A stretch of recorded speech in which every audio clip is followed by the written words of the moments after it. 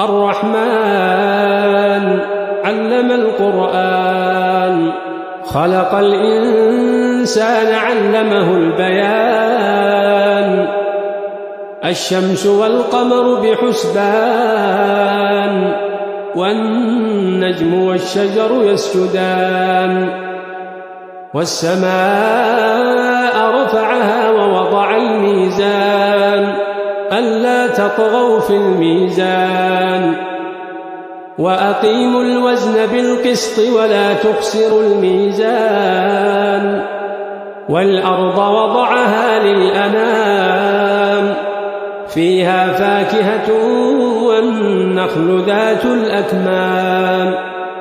والحب ذو العصف والريحان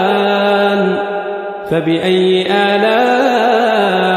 ربكما تكذبان